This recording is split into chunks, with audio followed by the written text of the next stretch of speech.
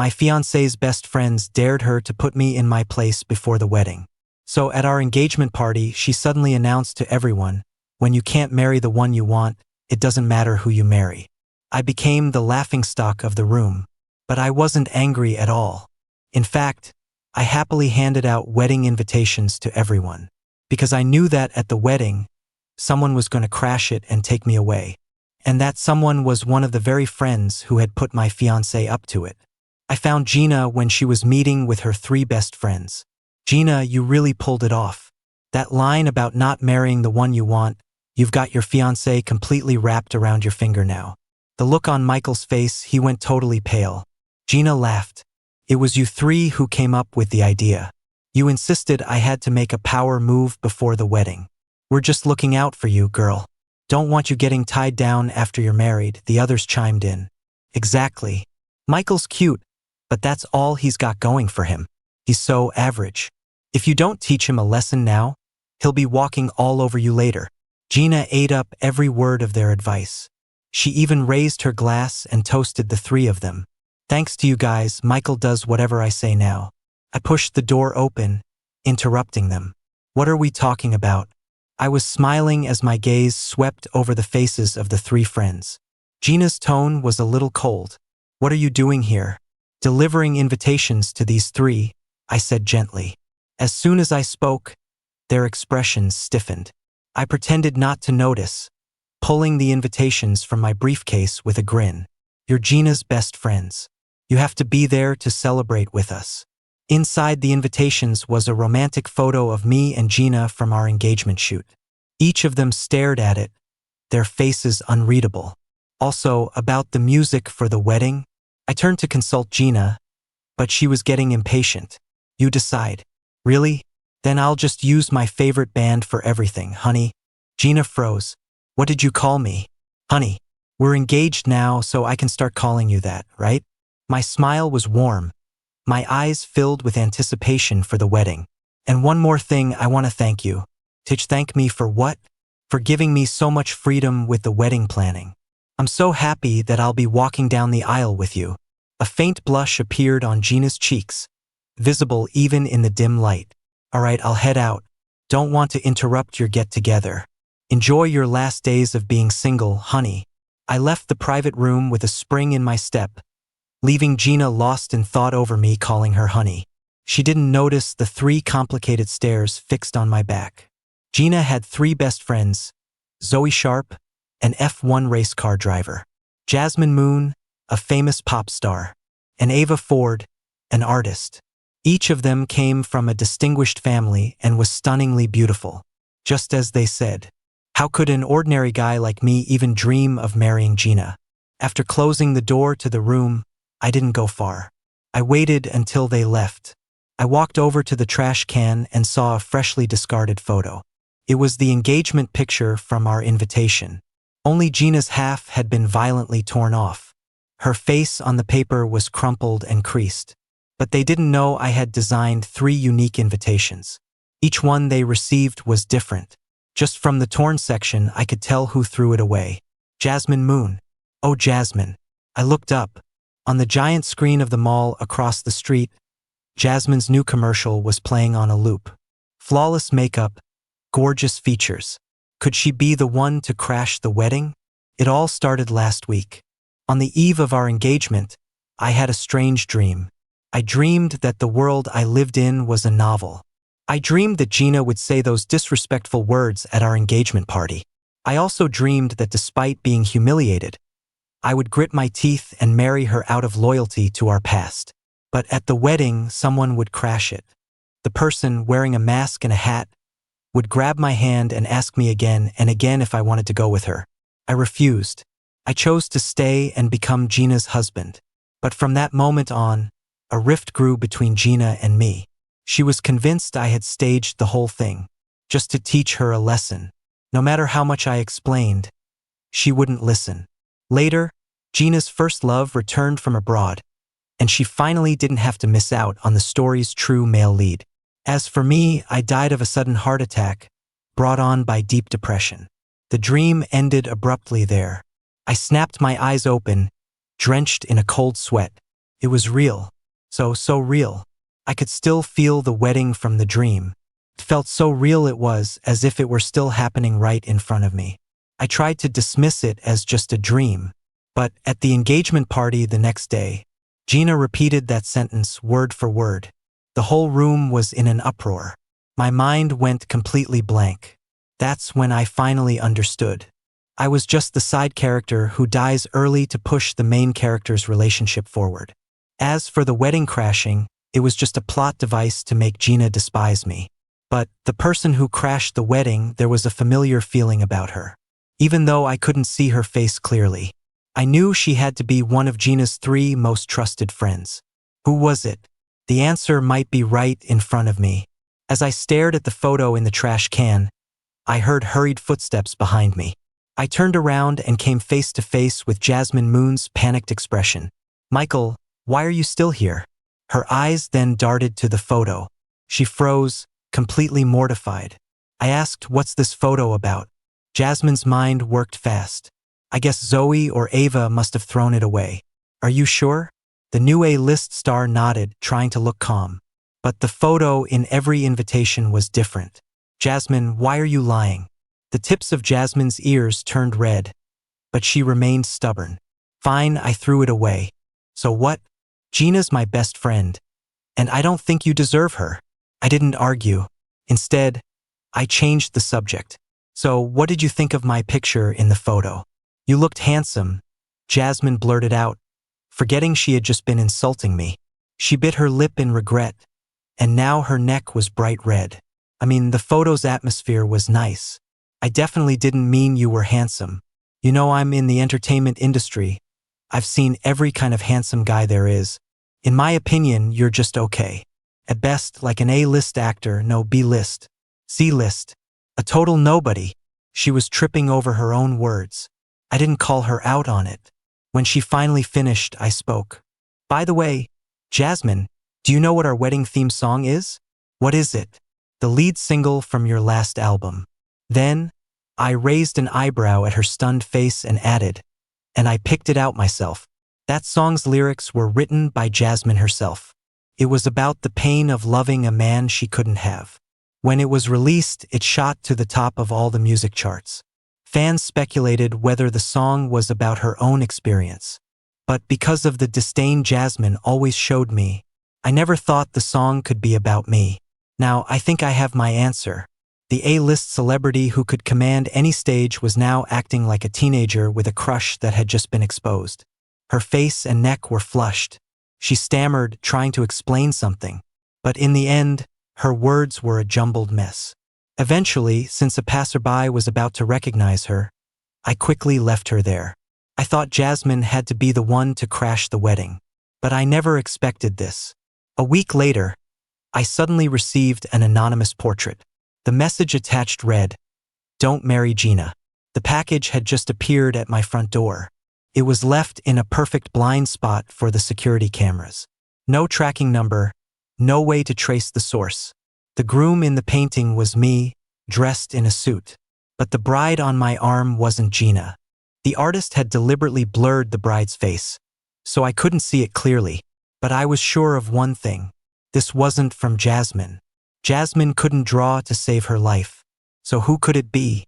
For the next few days, every day, a new drawing and a fresh flower glistening with dew appeared at my doorstep. The attached card always had a tender confession. After a week of this morning, a woman stealthily avoided the cameras and placed today's flower and drawing at my door. Just as she was about to leave, I called out from behind her, "Ava, fancy seeing you here." The woman froze. She didn't dare look up, trying desperately to hide behind her hat and mask.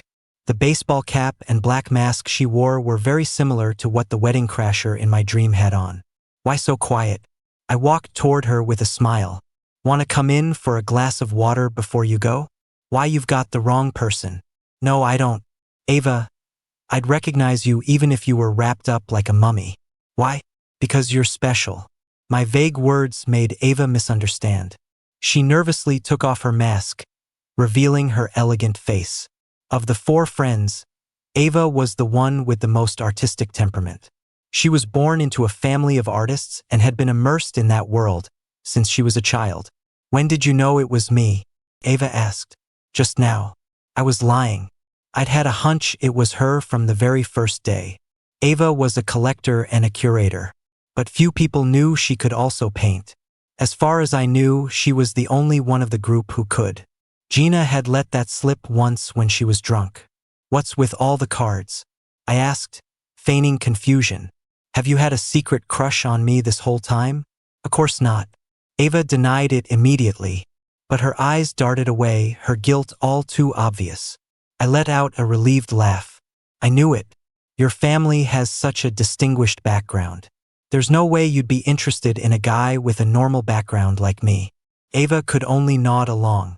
Then why did you send me all this stuff? The conversation circled back. Ava was cornered. She had to force herself to say, I was just testing you for Gina. Why test me? Because you're very good at charming people. What? I'll just be honest, Michael. Since you've decided to marry Gina, you should tone it down a bit. Stop trying to charm me. I was stunned. Wait, when did I ever try to charm you? Every time you see me, you look at me with that look in your eyes, and you stare for so long. Ava said, now sounding self-righteous. You're doing it right now. I know you have nice eyes, but stop looking at me. I won't be bewitched by you. I pointed to the paintings. Then what's the point of these? You don't need to paint pictures just to test me. I admit you look a little handsome in a suit, but just a little. Ava's tone was as arrogant as ever. I have an urge to document beautiful things. Don't read too much into it. If that's how it was, I nodded emphatically. Fine. From now on, I'll watch what I say and do, and I'll stay far away from you. Ava was taken aback. Wait, that's not what I meant. Before she could finish, I went inside, gathered up all the drawings and flowers she had given me over the week, and shoved them all back into her arms. From now on, we'll act like we don't know each other. With a loud slam, I shut the door, leaving a stunned Ava standing there, holding everything, completely at a loss. So far, both Jasmine and Ava were potential wedding crashers, and Gina had no idea about their secret schemes. Things were getting more and more interesting. I went to find Gina. She was at the racetrack with her 3 friends. Zoe was a professional driver and spent most of her time competing abroad. Whenever she was back in the country, she would invite the girls to her private track to let off some steam. It was Gina's favorite pastime. She wasn't happy to see me. There was a handsome man in her passenger seat. I asked, who's he? A driving partner. Don't lie to me. You don't need a professional partner for this kind of track experience. Gina tapped her fingers impatiently on the steering wheel. The race is more fun with a cute guy in the passenger seat. Michael, we're not officially married yet, so don't be so controlling. With that, she stomped on the gas and shot off like a bolt of lightning. Gina was the first to cross the finish line. The man in her passenger seat threw his arms up in excitement. When she turned around, she saw I was still there. Michael, don't you trust me? He's just a driving partner, we're not doing anything. Can you stop watching me so closely? I just came to ask if we should add more tables for the reception. The guest list is over capacity. Then add them. Why do you have to ask me about something so small? She swung her long legs out of the car and tilted her head back to chug a bottle of water. Then she added, I can afford to invite as many people as I want. You should really work on that cheap attitude of yours. I shot to my feet.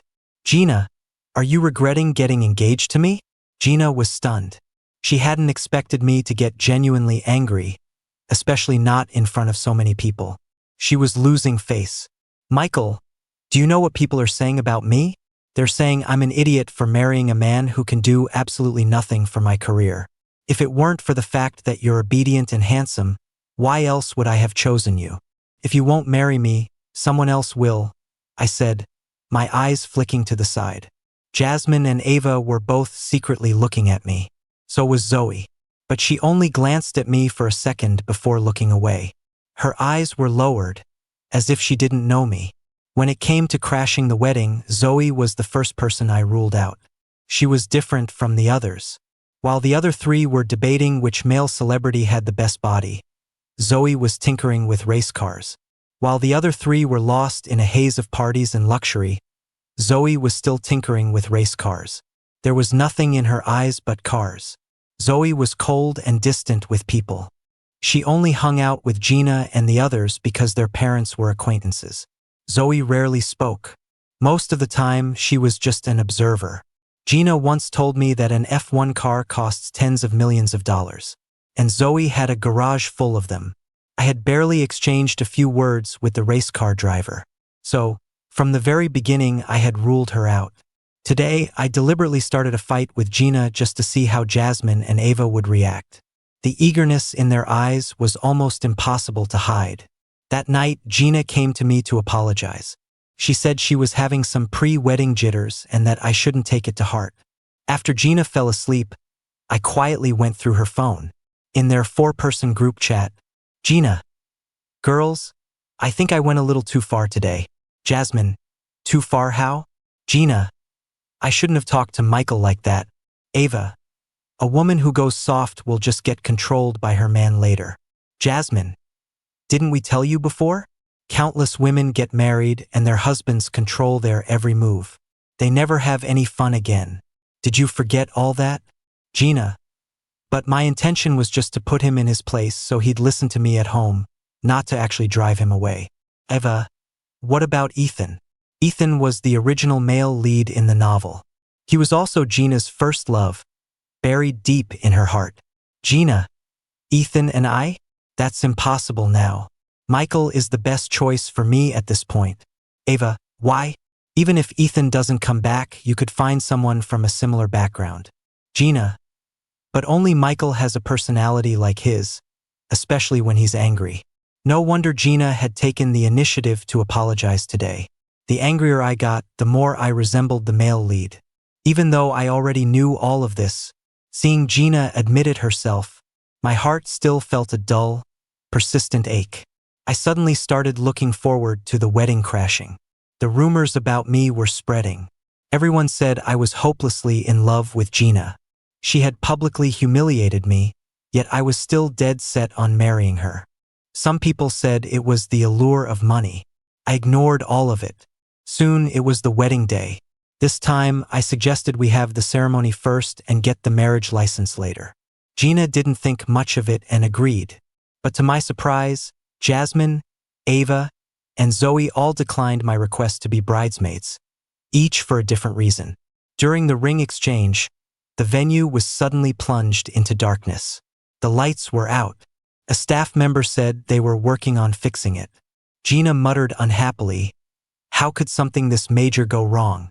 Just as she finished speaking, a woman in a mask and hat rushed to the center of the stage.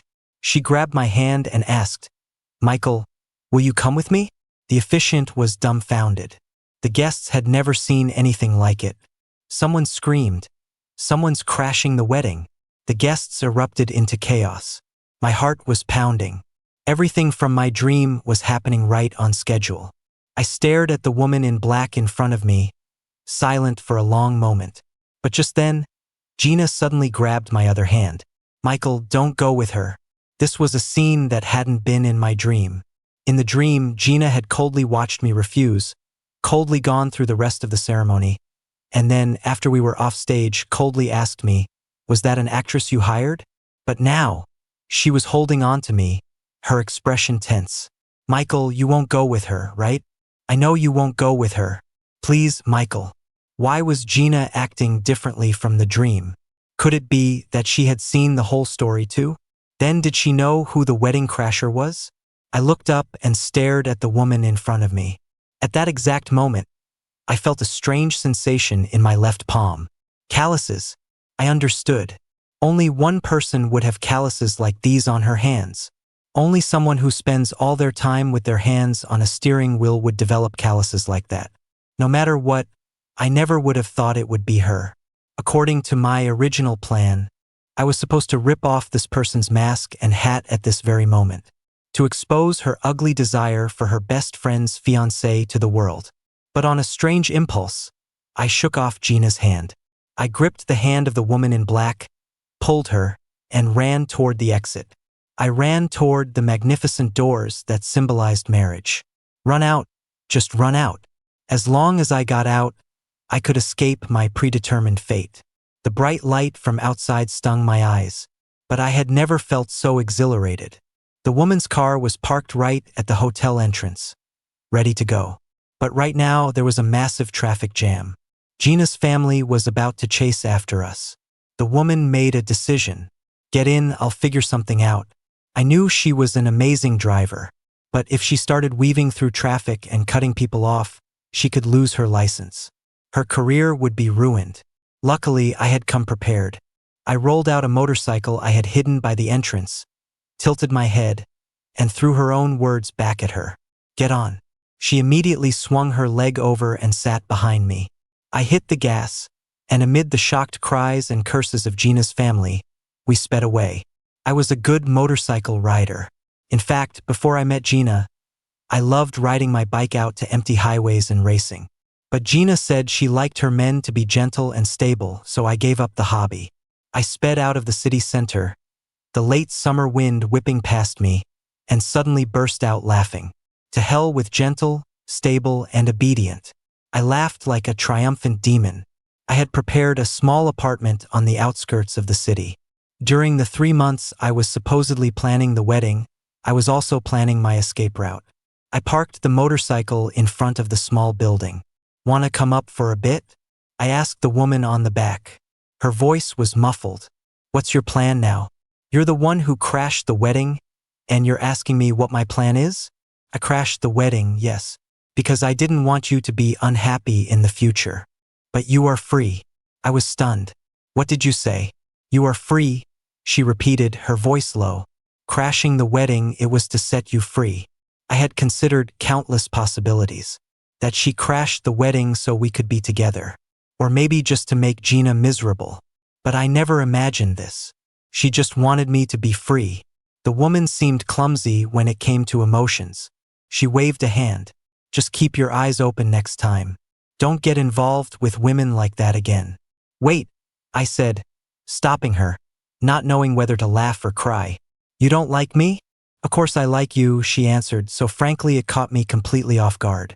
"Then why are you playing the magnanimous hero, Zoe?" Zoe froze. "You recognized me?" "It's hard not to." She was at a loss for a moment. "I'm sorry. I didn't mean to ruin your wedding, but Gina really isn't the right person for you.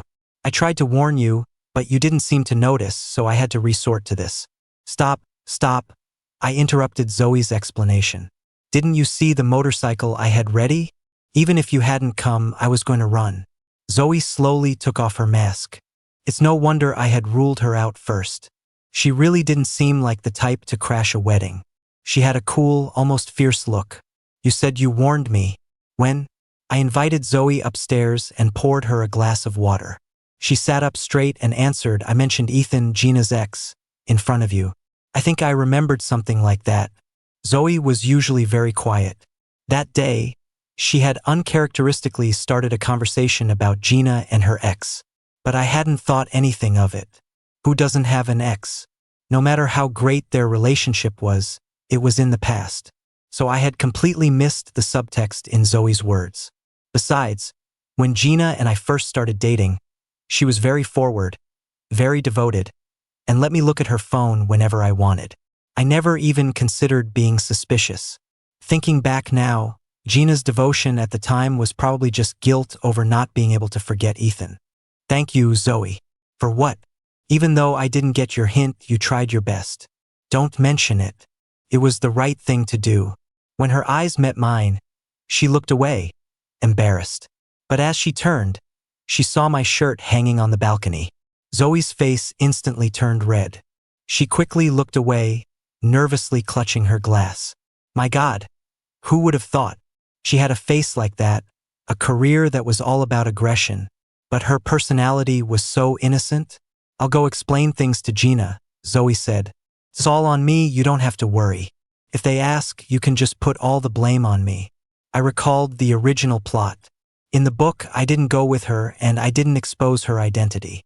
Zoe left the country the next day, and she didn't return until the very end of the story. Her part was small, like she was just a background character to make the main heroine's social circle seem more impressive. Can I ask you something? Why do you like me? We barely even know each other. Zoe looked down. We met a long time ago. It's just that you didn't notice me that day. Zoe and I first met 2 years ago.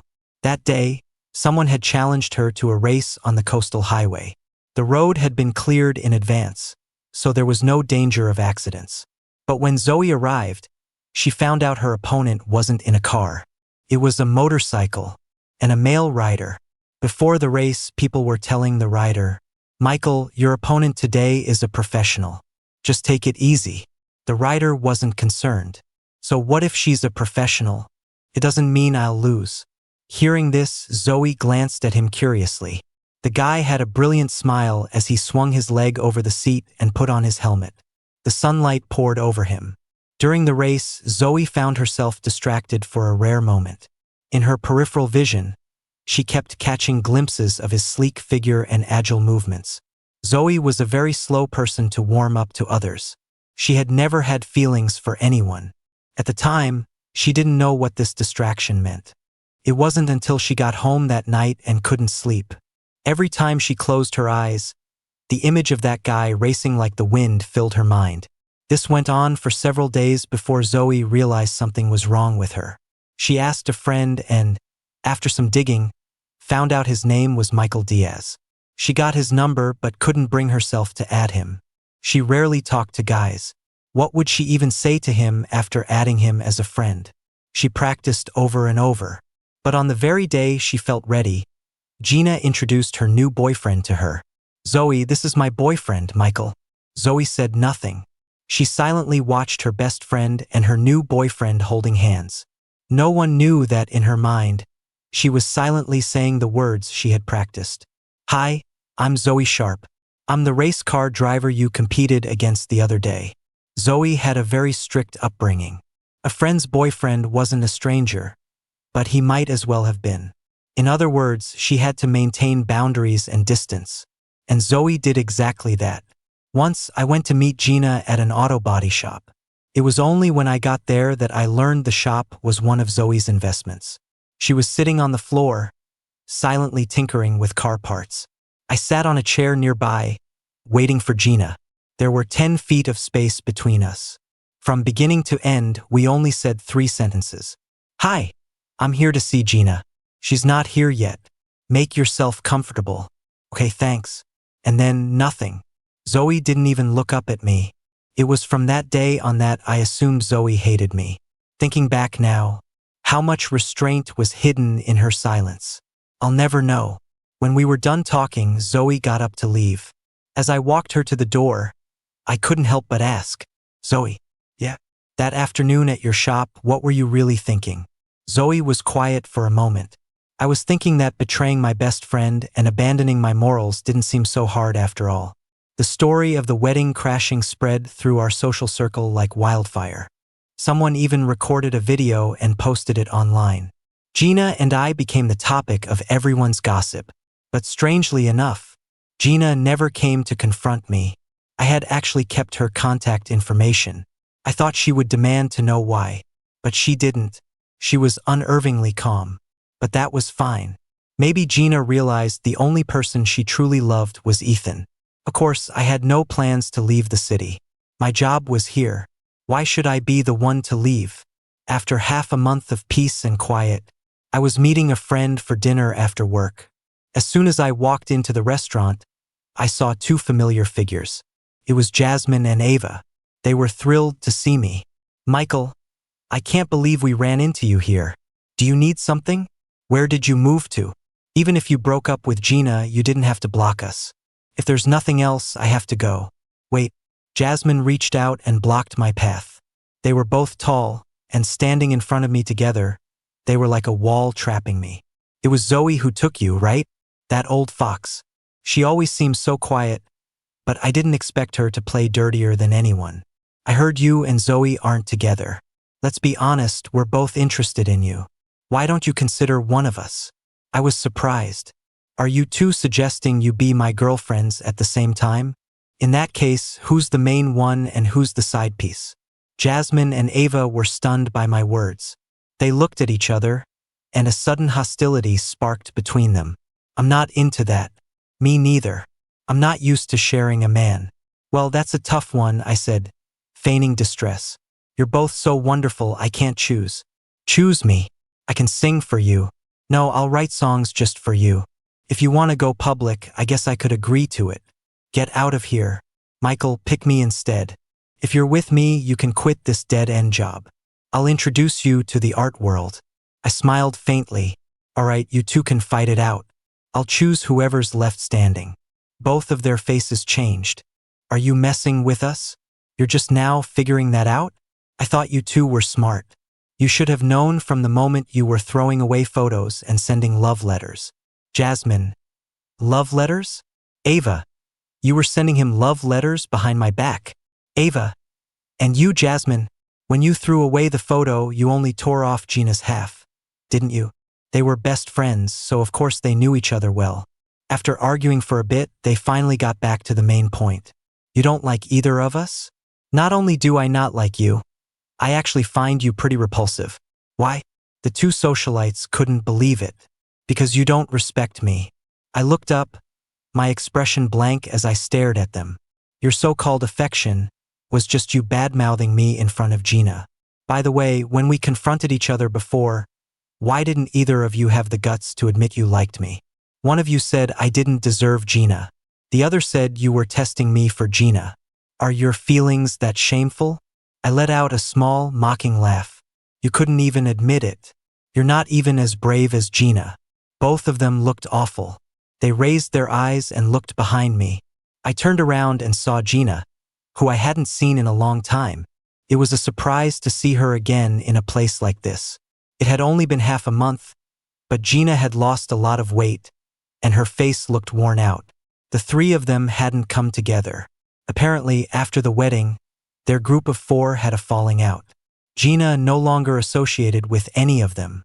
Neither did Zoe. Gina walked over and stood in front of me. Leave Michael alone. Stop bothering him. Jasmine sneered. In what capacity are you protecting him now? I'll say it again. Stop bothering him. Ava laughed too. Gina, who do you think you are? Back then, all it took was a little prodding from us and you believed it. The person who wronged Michael the most is you. I know. Gina's body was trembling slightly. I never intended to deny my mistakes, and I don't expect Michael to forgive me. But you two, you're not allowed either. Now that he's gone, you know how to care. Where were you before? Get out. You have no right to tell us what to do. Michael, come over to our side. Get out. Gina raised her voice. If you keep bothering him, I don't mind calling everyone here to watch. Are you crazy? Both Jasmine and Ava were well-known figures. The last thing they wanted was to be the center of a public scene. If you call everyone over, aren't you afraid of becoming an even bigger joke? I'm not afraid of anything. As long as Michael doesn't want to see you, I'll help him. Gina's back was turned to me, but she radiated a sense of lonely determination. As more people started to gather, Jasmine and Ava had to cut their losses, covering their faces and quickly leaving. "'Kay, they're gone. You can go eat in peace now." Gina spoke just like she used to. Her voice was gentle, as if she were comforting me. But she never once dared to meet my eyes. But I couldn't leave. Gina was there for a family dinner. Hearing the commotion, her parents came out of the private room and saw me immediately. The anger from the runaway wedding flared up in their minds. Gina's mom refused to let me go, insisting we had to talk it out. I was dragged into their private room. Gina's entire family was there, staring daggers at me. "Michael, we've been pretty good to you, haven't we? Even though your family's situation is average, we've never looked down on you." Gina's parents had said this to me countless times. I had known for a long time, the moment they said those words, they were already looking down on me. Gina's mom continued, "How could you be so irresponsible? Just running away from the wedding like that? And who was that person who crashed it? Your ex-girlfriend? Or someone you cheated on my daughter with while you were dating? My daughter is rich and beautiful. How could you not be satisfied? With your background, how could you find anyone better?" Their accusations were like cannonballs. Are all parents this hypocritical? The words Gina said at the engagement party, In their eyes, that was a genuine expression of her feelings, a sign that their daughter had been wronged by me. But me running away from my own wedding? That was irresponsible. That was cheating. Thinking about it, I couldn't help but laugh. You're laughing? What's so funny? Oh my, this young man is really something else. The nerve on him. Mom, stop it. No, I won't. I have to find out today when he started cheating. Michael didn't cheat. He didn't cheat, and he ran off with another woman? He ruined the wedding. He's brought shame on our entire family. It wasn't him. It was me. Gina suddenly screamed, startling everyone. I'm the one who wronged Michael. I didn't want to get married, I cheated, so I let Michael do it. There's no other woman. The person who crashed the wedding was an actress I hired for Michael. Are you out of your mind? I didn't give Michael enough respect at the engagement party. It's only right that he got to reclaim some of it at the wedding. Stop asking. If you still won't let him go. Gina paused, then said with extreme calm, then I'll go become a nun tomorrow. Oh, is it really that serious? We were just going to ask him a few questions. Gina was their only child. When she said she was going to renounce the world, everyone's face changed. They were all in a panic. That's how I finally managed to get away. When Gina walked me out, she was filled with guilt. I'm sorry for interrupting your dinner. It's fine. I was going to find a different place anyway.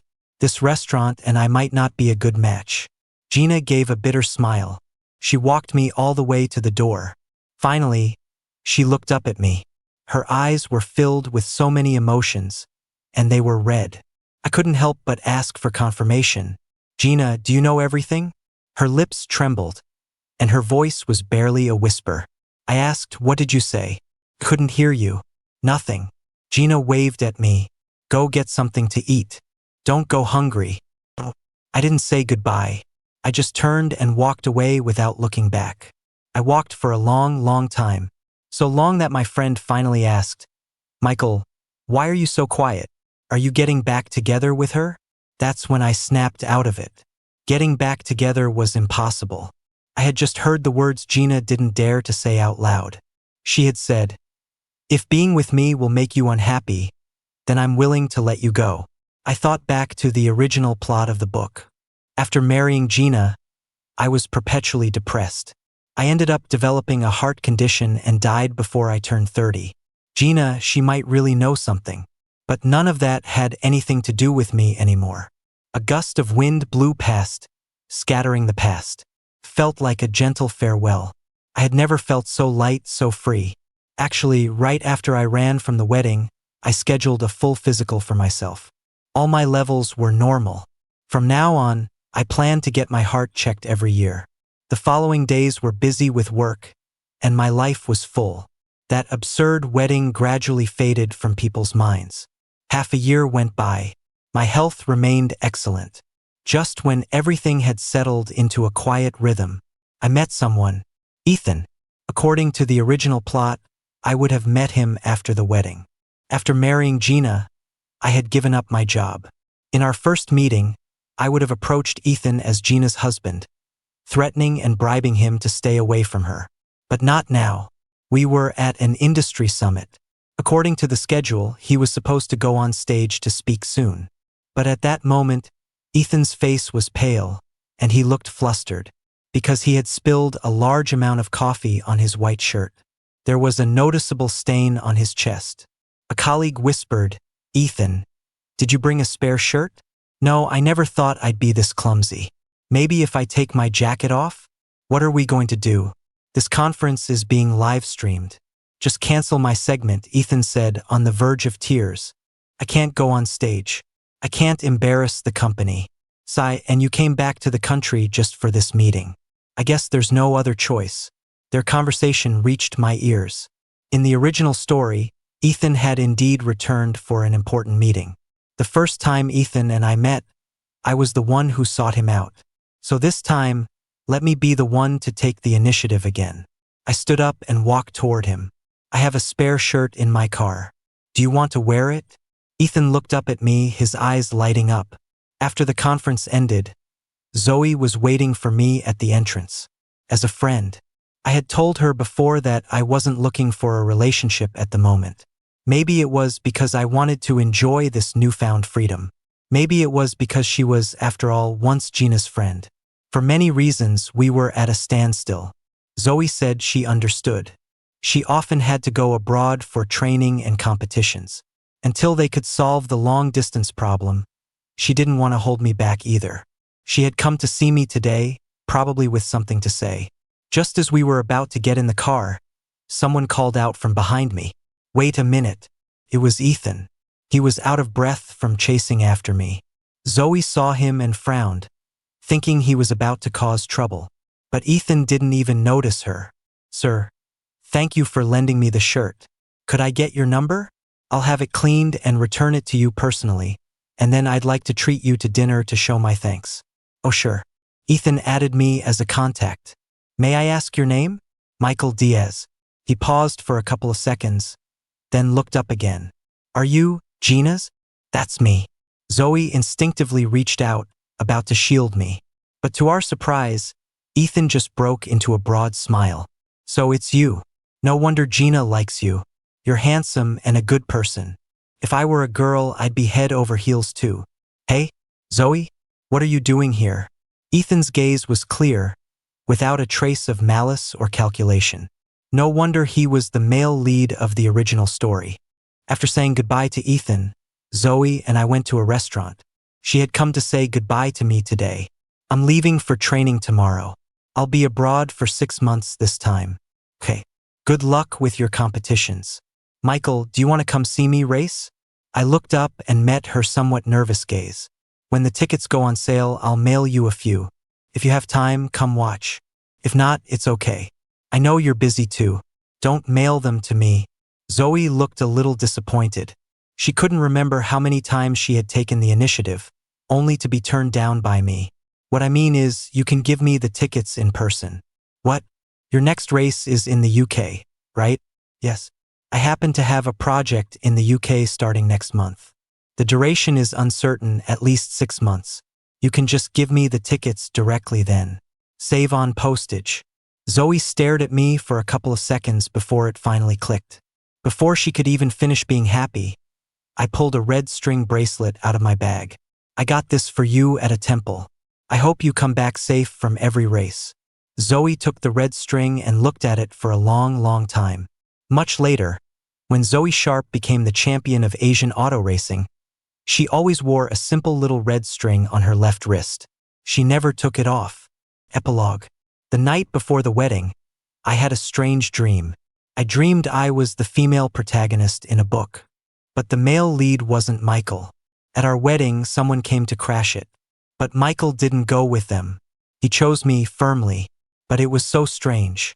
The me in the dream responded to his loyalty with only suspicion and blame. Was that right?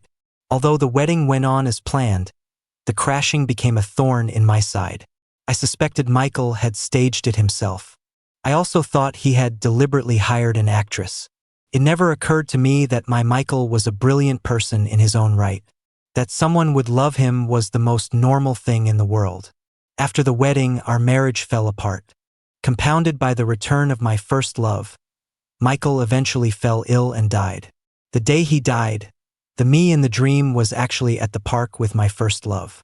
The call from the hospital was impatiently hung up on by me.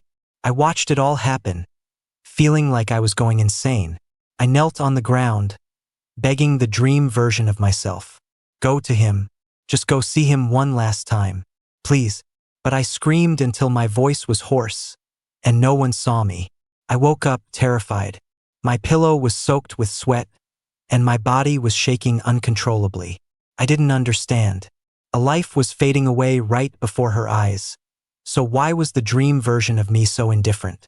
And this was someone she had lived with day in and day out, all for so-called love? She could disregard a human life for that. How did I become that kind of person? Fear swallowed me whole.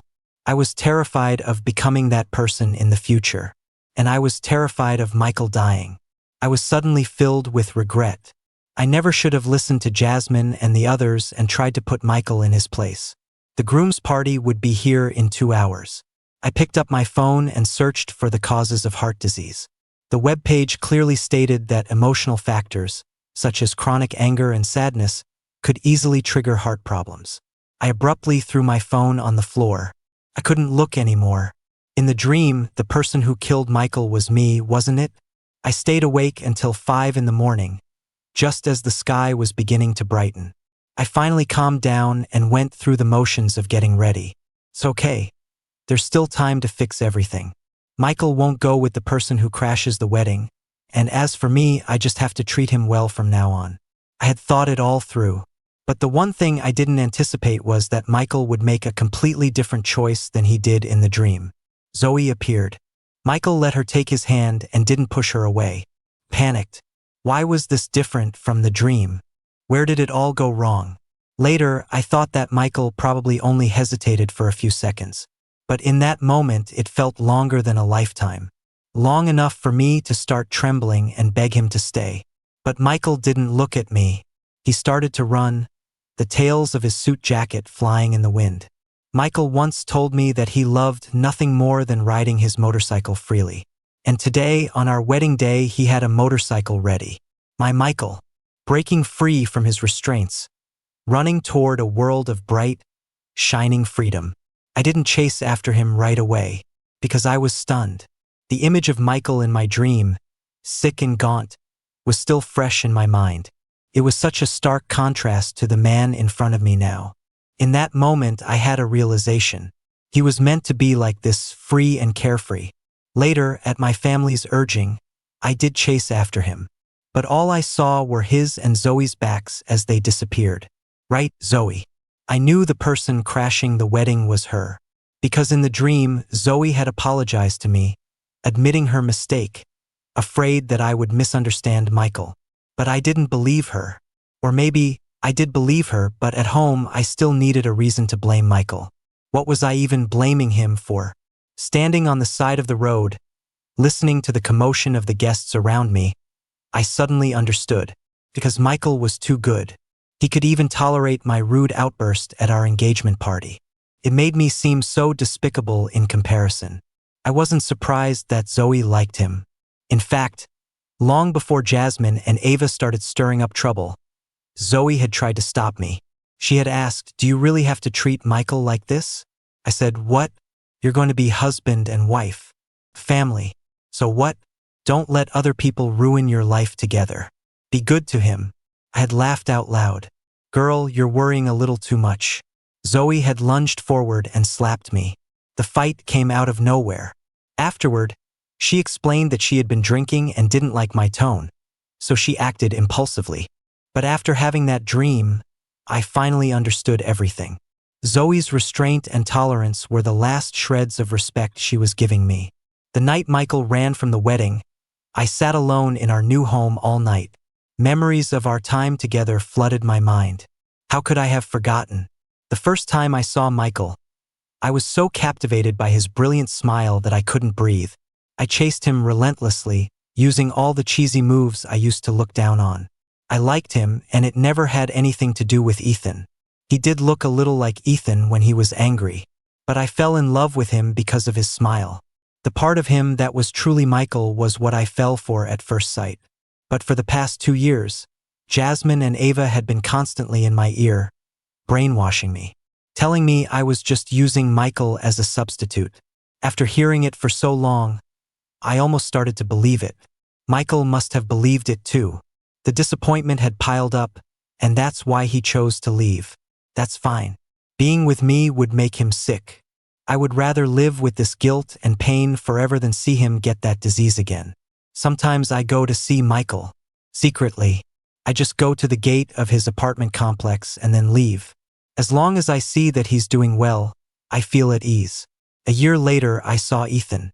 We stood a few feet apart, politely catching up. To be honest, I couldn't face Ethan. Just thinking about how the dream version of me repeatedly hurt Michael because of him made it impossible for me to interact with him naturally, let alone get close. Ethan didn't seem to have any intention of getting closer to me either. His world revolved around his work now. As we were wrapping up, Ethan suddenly said, "I met Michael Diaz." I froze. He's my guardian angel. Without his help, I would never have been able to give that presentation, and I wouldn't be where I am today. I didn't understand. But from his expression, I could tell he genuinely liked Michael. Ethan turned to me and smiled. Gina, you have great taste.